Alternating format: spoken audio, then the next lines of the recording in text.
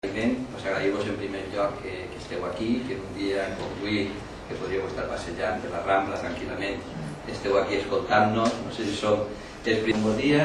El primer punt, nosaltres hem posat per la recuperació de l'ètica en la vida política, la regeneració democràtica i la transparència en la gestió, el diari i el consens.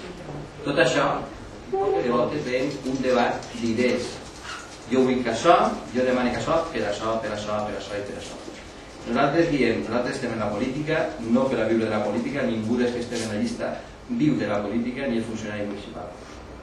Tots tenim els nostres treballs, tots tenim les nostres obligacions laborals i dediquem un temps del nostre oci a intentar millorar el nostre poble. I per tant, el que volem no és barallar-nos de si te posa que tu me lleves a tu o posa el primer o el segon, perquè tots i cada un de nosaltres tenim unes feines professionals molt ben remunerades. La majoria de nosaltres són, si us agarreu la llista i en el programa aneu mirant un per un quina feina de cadascú, veureu que no necessitem estar en política per a poder viure.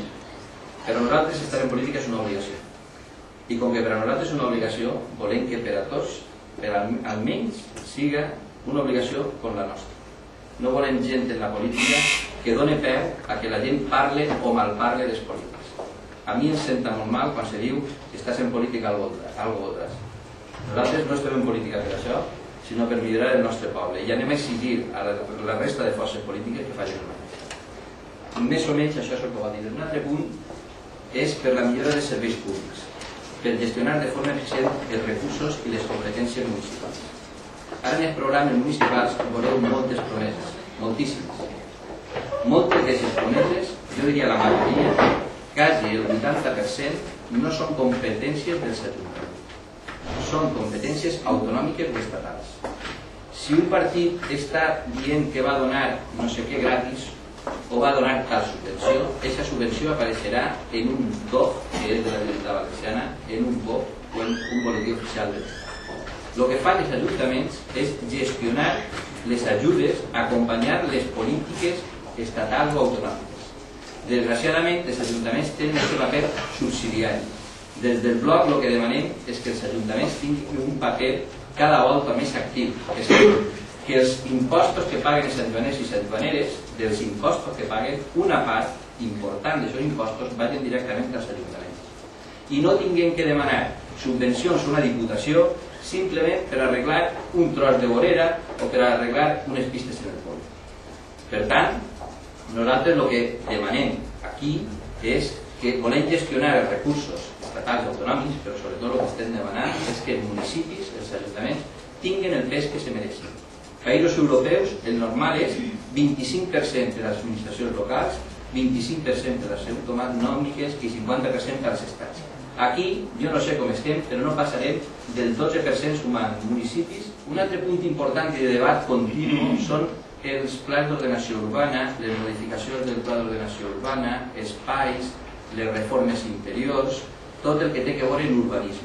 L'urbanisme és una cosa molt important perquè configura la nostra ciutat. Configura els carrers, les places, si anem a tindre un espai per a una escola, si anem a tindre un espai per a un hospital, si s'ha reservat per a un centre de salut.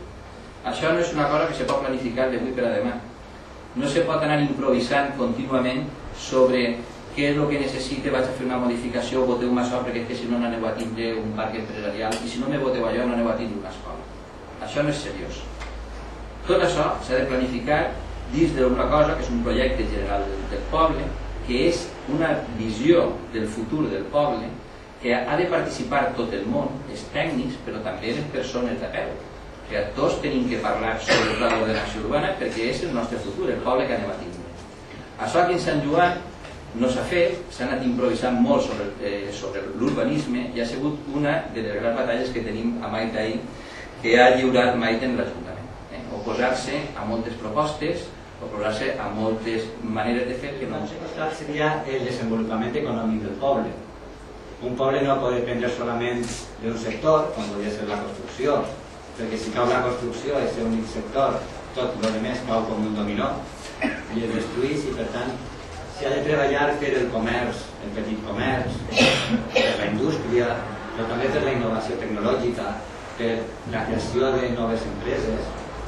I ahir els ajuntaments juguen un paper important mitjançant a través de, no sé vist a la plaça del Mercat s'ha començat ara els últims mesos una oficina de desenvolupament local i el que s'ha de fer és... Desarrollo local. Oficina de desarrollo local. Que està ahí al mercat.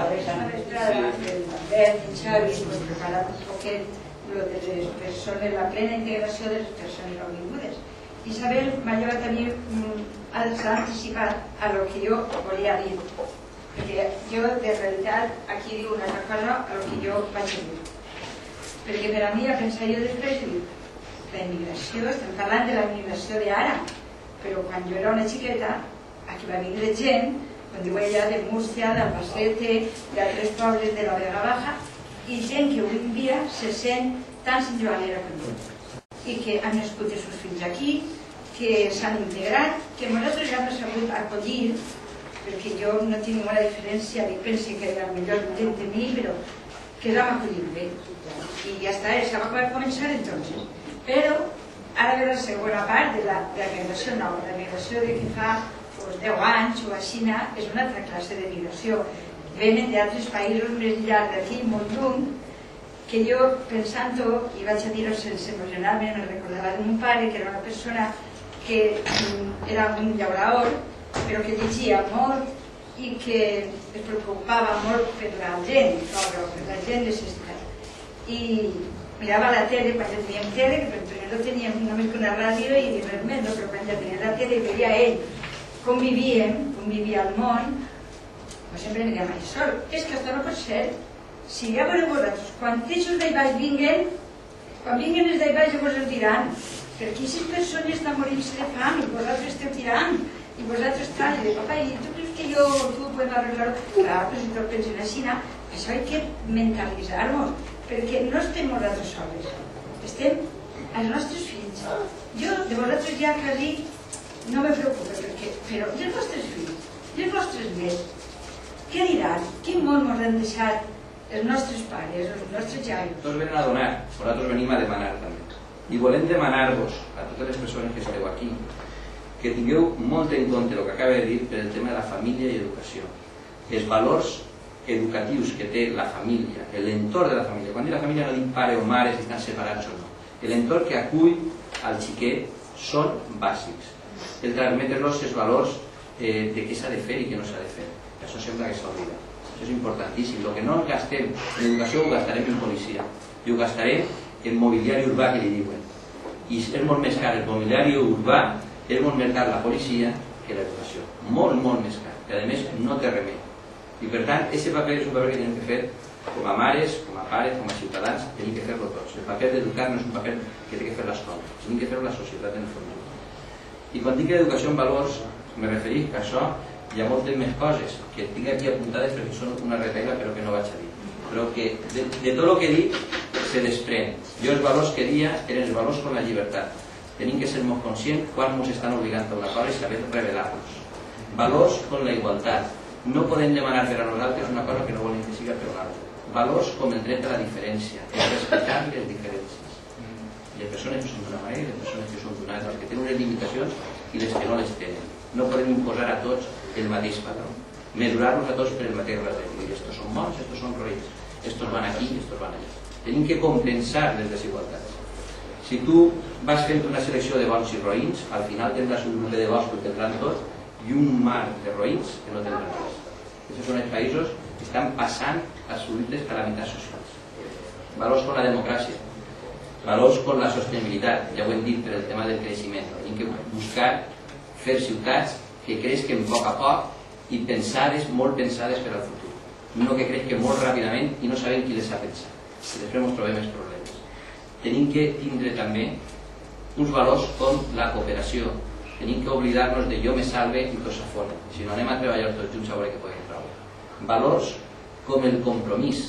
Jo em compromet, estem aquí compromesos, per a nosaltres és un sacrifici que és necessari. I valors com l'utopia. Anem a pensar un món millor i anem a donar els passos per a poder fer-lo. I jo en això vull que acabar, perquè si no s'Enric, que és una persona que porta una campanya fortíssima, estarà desesperat. Moltes gràcies per la seva atenció.